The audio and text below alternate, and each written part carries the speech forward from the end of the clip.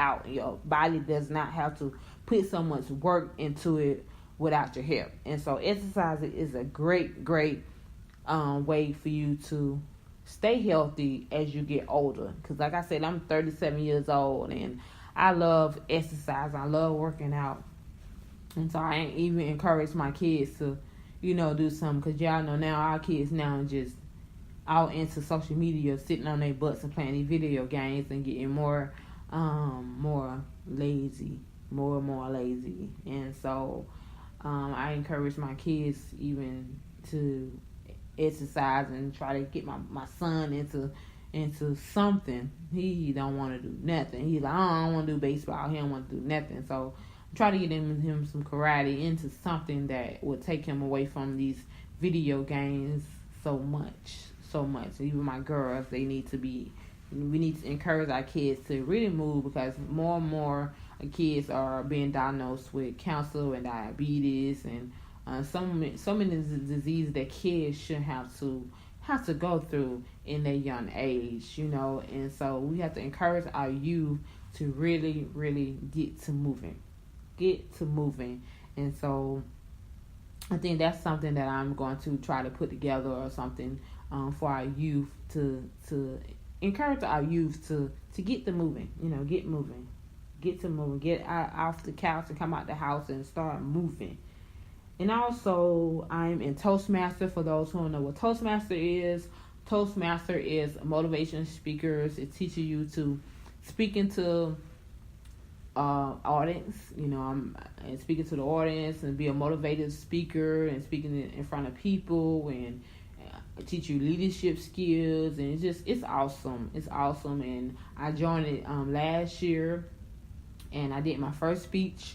And I was so nervous, and I'm so excited to do my second speech this weekend. For those who like to join, it will be this weekend coming up on Saturday. We meet at the College Park Library from 2 to 3:30. And so those who like to join Toastmaster and just come in to be a guest to see what all that we are doing, because Toastmasters not only encourage you to enhance your speaking skills, but you also become family. And you get to know different people. It's a great network as well, networking with other people and seeing what they have going on as well. And so I am part of Toastmaster, and I love it, and I'm glad that I joined, and I am so excited of what going to become, because I'm getting more and more.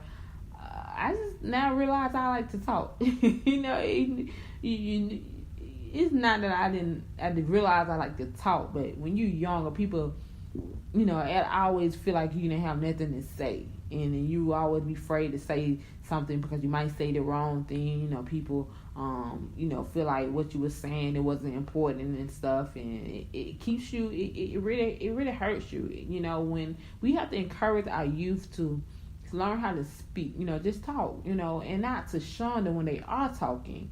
When they are talking, that's it's preparing them to be able not be afraid to speak in front of people. It is preparing them to feel like they have a voice.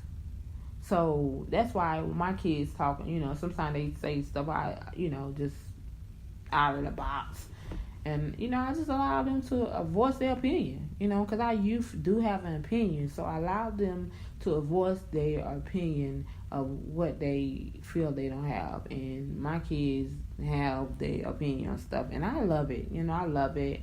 And it opens my eyes, and it gets me closer to the youth. When you have kids yourself, it really help you get close to the youth, because they have their friends, and then you get to know their friends and get to know what's on their mind and what they're thinking, or what they're going through in school, or what they're thinking what life is now. And my son is and it's just, you get to know their personality.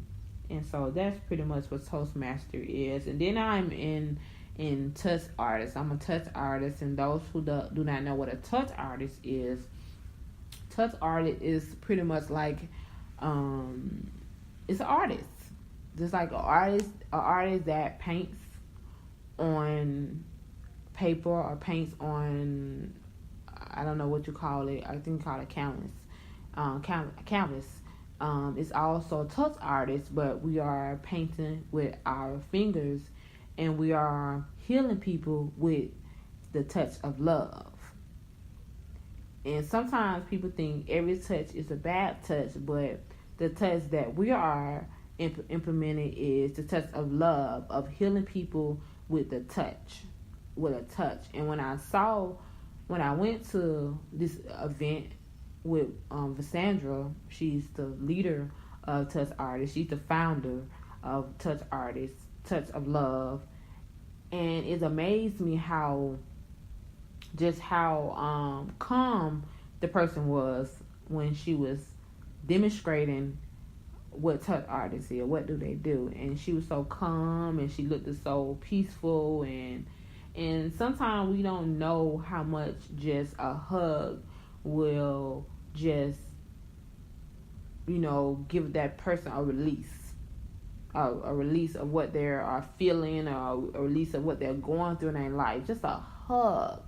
And they say, statistics say that if you give 10 hugs a day, it's good. It does something to you. It releases something in you. It releases something in you. And so I'm going to school now to get my certification to be a touch artist, because I understand the importance of touch. And I have also seen it for myself, just by, because we as African Americans, we don't hug, we don't touch, we don't, and I know a lot of us have been through, been through molestation, and what is big in, African American community, it's very big. But we have to teach our kids of the good touch, and teach our family how to just love on one another, and how it would heal so many families. It would heal so much stress and so much frustration when you just show love just by hugging, and by just, putting your hand on somebody's hand, and even a handshake. Even a handshake, it tells a person who you are.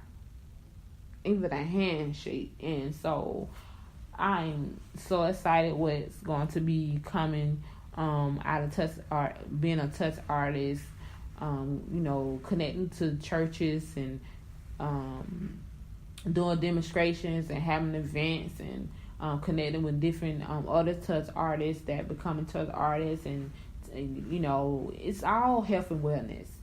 Everything that I'm part of, and everything that I want to be part of, is health and wellness, because health is wealth. Without your health, and you have all the money in the world, but you have the richest people that would have killed themselves from suicide, or they still get sick. Rich people still get sick,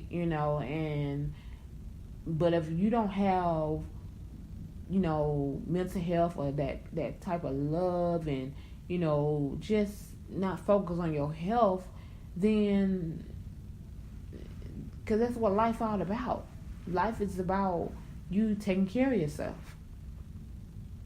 to enjoy enjoy life, enjoy just, you ain't even gotta have a lot of money in the world, but if you have a good health, and your health is intact, and you enjoy life, then you have everything.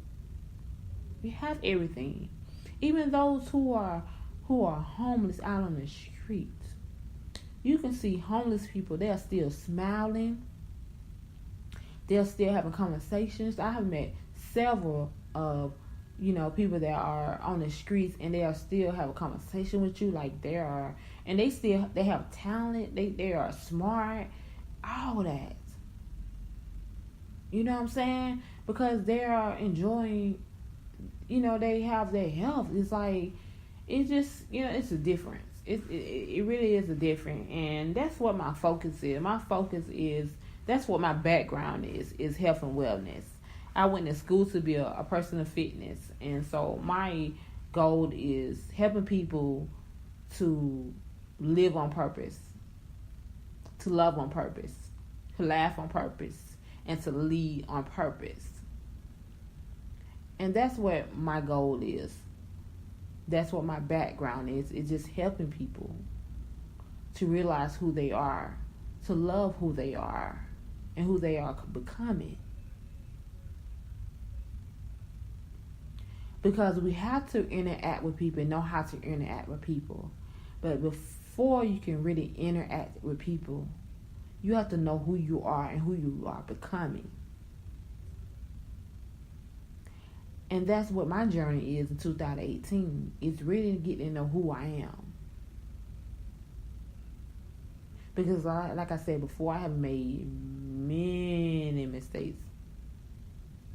Many mistakes. And probably going to still make more mistakes. But I hopefully it will not be the same mistakes.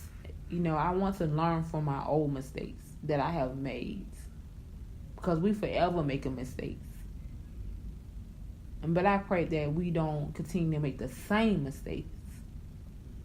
That we'll learn from mistakes and grow from those mistakes so we can help somebody else that will be going through the same mistakes that we have made. And so that's the purpose of my show, is to talk about my experience of what I have overcome, of what I have, just talking from my experience. Anything that we'll talk on my show is going to be coming by experience. It's not going to come by what somebody have said or what I have seen or not what I've seen, but what I've heard. Not, what I heard, but I'm going to be talking about stuff that I have been through and have overcame them. And then what I have learned from. And so, and also I am studying to be a minister, because those who know me know that I love the Word of God. I love God. I love going to church. I love worshiping God. I love being in the community of believers that love God, that love Christ. I love it. I love it. And I don't like to be around just people who just like to sugarcoat the word or to be sugarcoated people, fake people. Just be real about it. But just be real of who you are and just be real who God is. Because God is real. God is love. And so I am studying to be a minister, and I know there's a calling on my life, because I love the Word of God. I love teaching the Word of God. I love learning the Word of God and breaking it down. And I love when God just give me that wisdom, understanding of what He's saying in His Word, because those who read His Word know that God gives us all understanding of it. He may give you an understanding a different way, but it's still the Word of God. It's still what God is saying. Because we have so many people that teach the Word of God to the point where it's coming from, not from the Spirit, but it's coming from self. And so we have to make sure that we are very in tune to what God is saying, and make sure that it's not what self is saying. Because I have been to many of churches that have taught the Word of God, but it's not coming from the Spirit of God. It's coming from the self. And I have left many churches. I went back to my home church because, I felt like that's where God wanted me to be. I left because of misunderstanding or immature of my walk, immature of the calling I have of my life, and allowing immature people allow me to leave the calling that I have in my life.